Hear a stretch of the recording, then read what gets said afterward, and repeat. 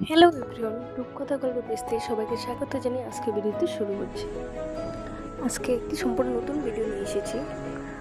কলকাতার প্রধান আকর্ষণগুলোর মধ্যে অন্যতম একটি প্রসিদ্ধ স্থান হলো সায়েন্স সিটি। এশিয়ার সবথেকে বড় সায়েন্স সেন্টার হলো এই কলকাতায় science city.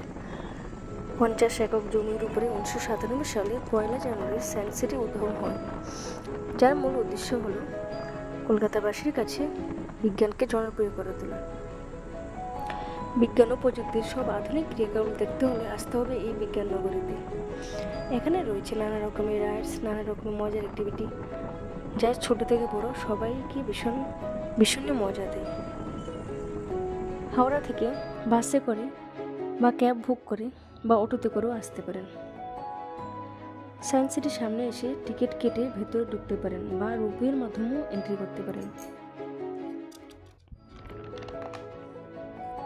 Ticket price normal entry 70 টাকা পার হেড, রোপওয়ে গেলে 145 টাকা, 70 প্লাস 75, 70 টাকা এন্ট্রি ফি প্লাস 75 টাকা হলো রোপওয়ে ভাড়া।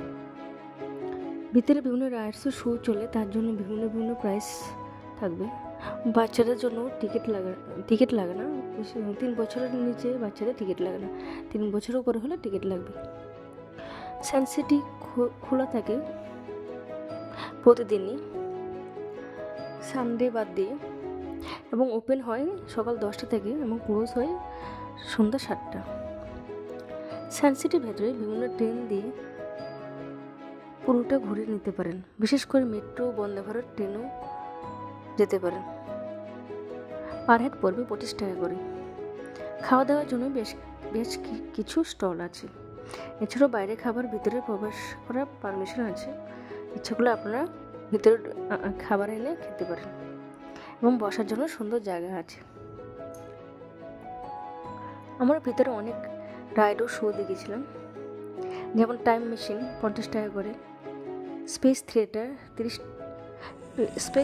3D 120 টাকা, সায়েন্স হলে স্পেয়ার 40 টাকা করে।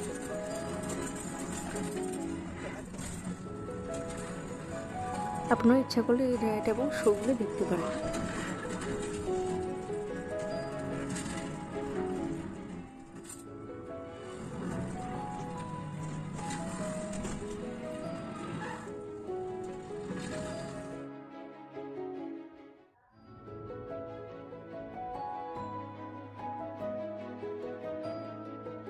আমার ভিডিও ভালো লাগে থাকলে আমার চ্যানেলটি সাবস্ক্রাইব করে নেবেন এবং লাইকও করে দেবেন এবং আমাকে কমেন্ট করে জানাবেন।